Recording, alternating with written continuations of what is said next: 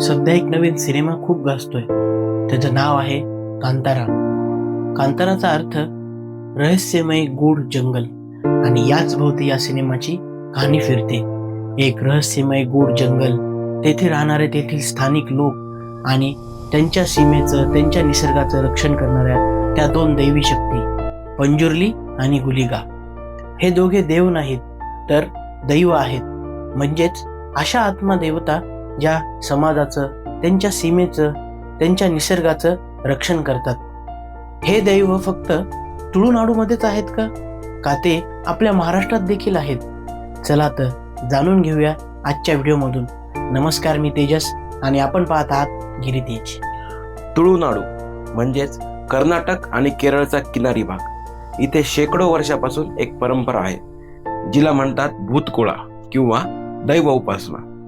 ही केवळ पूजा नाही, हा एक नाट्यमय धार्मिक विधी आहे, ज्यामध्ये स्थानिक दैवाचा अवतार घेतलेली व्यक्ती भव्य पोशाख, मुकुटे आणि नृत्याद्वारे गावकऱ्यांच्या प्रश्नांना उत्तर देते, न्याय करते आणि आशीर्वाद देते.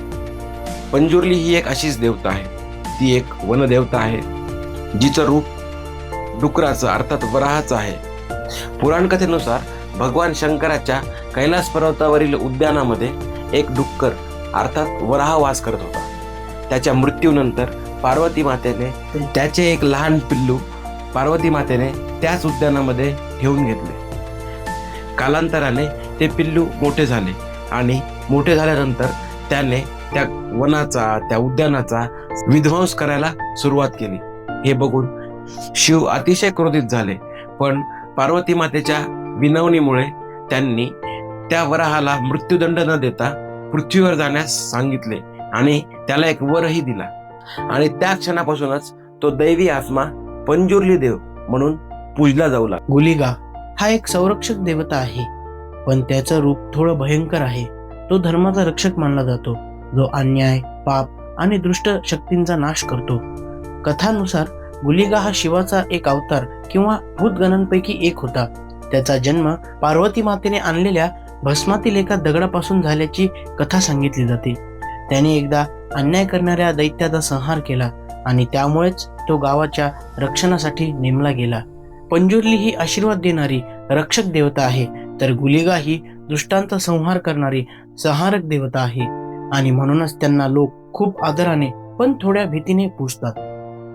आता प्रश्न राहतो, या देवता महाराष्ट्रातही आहेत का?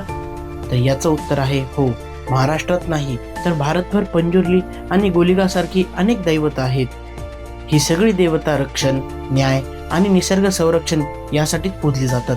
काही देव पिकाचं आणि जनावरांचं रक्षण करतात, तर काही दृष्ट शक्ती, रोगराई किंवा अन्यायाविरुद्ध उभे राहतात. प्रत्येक प्रदेशात यांची नावे वेगळी असली तरी तत्व एकच.